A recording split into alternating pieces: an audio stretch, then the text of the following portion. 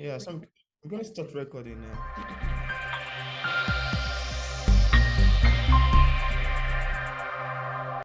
Hi there, viewers. Today, I'm joining a conversation with author Ian Richard Gill, the author of Distant Kingdom, The Drodenar Project, Folly of the God, Book One. It's a pleasure to have, Mr. Ian on the show. Welcome on the show, Ian. Thank you, Peter. Yeah, Pleasure to be here.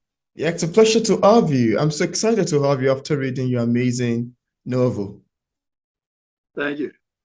Yeah. So, Richard, reading your book, Distant Kingdom, was quite fascinating to me.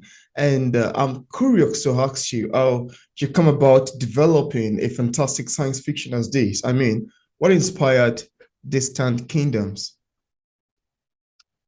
I was sitting with my two sons Okay. discussing would be a good story. This is back in 2016.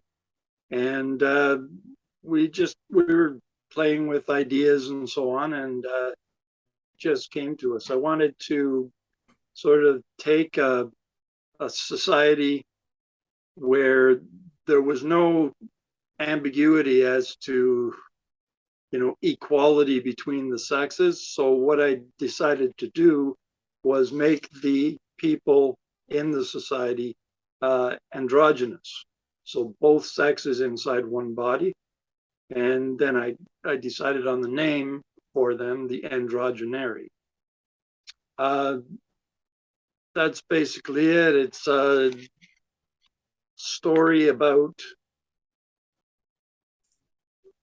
a civilization that's created by human beings in the distant future, Mhm. and what they wanted to do was develop something that was better than what we had here. That's quite amazing. Thank you. Yeah, and I even love the clothes you're putting on. That's, Oh, a look into yeah, the book. yeah. It's quite amazing. I love that. And the kind of the word design over there, it shows the science fiction quality of the book. Yeah. Well, I had my son does printing, so I got him to Oh, print that's these up. nice. That's Yeah. great. Now, I also want to ask you, I want to ask about your characters. Because when I read the book, the characters quite, intrigues me. And some of the name I find them very funny. How did you come about the concept of creating human character and a non-human character? That's the androgenesis, as it's mentioned in the book. Also, how did Right. you come up with the concept of the Android name? They're quite funny and interesting to me. I'd love to know how you come about them. Well, the androgynary names.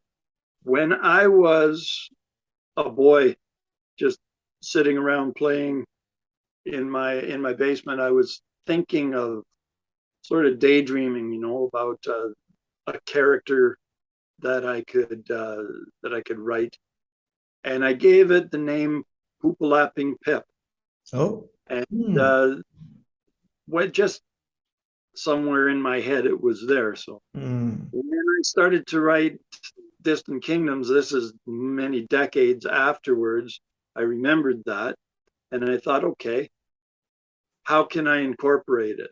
And so Pupa La Ping Hmm. is the character's name. It means Pupa, child of Ping. Ping Hmm. being the Kai or high ruler of the town of Midrib, the city of Midrib, and Pip at the end of the name, Poopalapping Pip, shows the destiny of the character to become the Pip or Emperor, High Ruler of the entire world down into the future of the storyline. Yeah, I even see that you make a kind of an illustration of the characters, the meaning and the pronunciation towards the ending part of the book, which I consider quite nice. The All of the illustrations in the book, those are basically sketches I did, and then I Oh, gave to my oldest son, Jason, who rendered them into art pieces. So yeah, he's got credit for being the illustrator. He did all the cover work and the illustrations that are throughout the book. Yeah. You're referring to the image of the four of the main characters, four of the main andros, Yeah. standing in Midrib Hall. That's a Yeah. nice one. That's a great one. And I'd love you to show the book to the audience who would love to see it. Absolutely. It's actually nice. It is well written. And I love the fact that it has a word building. And this want to make me to go into my next question. That's the back page. That's got a Yeah, yeah, whole. yeah, quite beautiful. Thank you. Yeah, Richard, one of the features that I admired about your book is your writing style. I love to say it specifically that I love your writing style. I mean, your word building, you are very descriptive, your vocabularies are very extensive, and your works are abounding in words. That's one thing I actually did love it. But like, it's actually kind of a trait. When you read a certain book, there are some things you tend to love about the book and you can say about the book. And Right. I want to ask you if this was a trait that you learned from a particular author or it's your own personal style of writing. If it's from a particular or a certain author, I'd love to know the author's name and how his or writing style influenced yours. Well, it's my style that I've developed over a lifetime, and Wow. basically, it has lots of influences. The Wow. H.G. Wells, Charles Dickens, Isaac Asimov, Frank Hmm. Herbert, Wow. J.R.R. Tolkien, and it's on That's the everything I've ever read, really, by good science fiction yeah. authors. I've Hmm. tried to absorb. Yeah. That's a great one. Even the fact that you mentioned Isaac Asimov, a lot of people mention that name to me whenever they come on the show, talking about science fiction, the boss Yeah. of science One fiction writers. Yeah, a real great that one. Yeah. Yeah, I also want to ask you, Richard, what's your opinion about criticism? How do you react to negative criticism of your book if you've ever had one? I have not really had any negative critiques. I did have one that when I first read, I thought was a little bit negative, but it it really wasn't when all was said and done. The gentleman that wrote it was not a science to begin with. He had read the book and did a review as a favor, and basically, I mean, one line that he said was he felt like he needed to buy a vowel Mm, uh, to to kind of get some of the names of the characters, things like Poopalapping Pip, Coolilapping Pip, mm, all of those kinds of names that were the androgynary names, and it's just that he doesn't normally read science fiction and he wasn't familiar looking with the for that. use of wording. Yeah, but other than that, he does go on and say that it's a book that any science fiction fan should read. So That's a great one. yeah, really, there haven't been any negative ones so far. That's a great one. Now, Richard, the Drodenar project, The Folly of the Gods, is a first Mhm. book in the series of three. That's And correct. I'm quite curious. I don't know how far you've been towards the development of other series. Can you tell us about the progress of the next books? Sure. I have written both of the two following books. Wow. I'm working on book two now, having it read by. I have family members that do my beta reading for me, Okay. and they're pretty tough. If they see something they don't like, they let me know. So they're going through that right now, and at the end of that process, I'll be doing a complete edit. going through and making any changes that I agree with. And book 3 is finished as well, but it's sitting waiting for book 2 to come out. Yeah. Yeah. That's a Book great 2, one. I'm waiting for book 1 to really take off and Mm, doing something, yeah. and then at that point I'll publish book 2. Yeah, that's quite necessary. And I'm so much waiting to see how the story is continued in the second book series. Now, I also want to ask you, Richard, what are the challenges that you've encountered while writing your book? If there is any, could you share with us and how you ultimately overcame it? I think the biggest challenge has been marketing the Hmm. book. I went into this. I'm a first-time author. I went into it without really any clue of what was involved in marketing. So that has been a journey, and I've had it on. I've been marketing on Facebook and on Instagram and now Twitter as well. And I've gone through a couple of marketing companies that have helped me get the word out, but I'm still not seeing quite Perfect. what I see in terms of movement. Oh, that's great. Marketing has been one of the greatest challenges that most self-published authors, pass Yeah, through experience in terms of giving awareness to their book and promotion. sure. Now, I also want to ask you, could you tell us what publishing is like for a published author like yourself? What are the challenges you've encountered in terms of marketing your book? I know we probably have mentioned this. And what are the mediums you've liked so far in terms of promoting the Drodenar project? Again, the marketing itself that's been an uphill battle for me. I'm not someone who's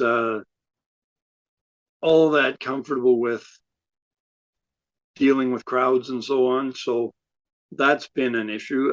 The other thing, of course, has been the pandemic. I have Oh, I've been extremely careful. I wear a mask everywhere I go.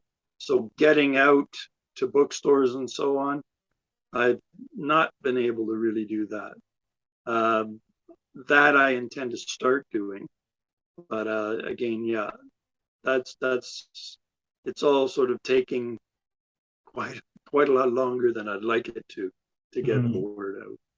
As far as actually publishing it, that wasn't difficult. I did that through a company called Tellwell Talent, who do the publication for you, and they supplied me with 3 rounds of editing. wow. So and they actually distributed the finished product as well initially to Amazon and yeah, at Barnes and Noble and places like that. Uh, that's quite a great one. And it's fun knowing.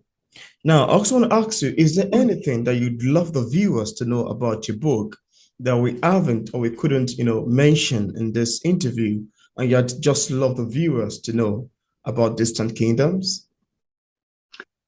Well, basically the storyline it takes two sort of levels.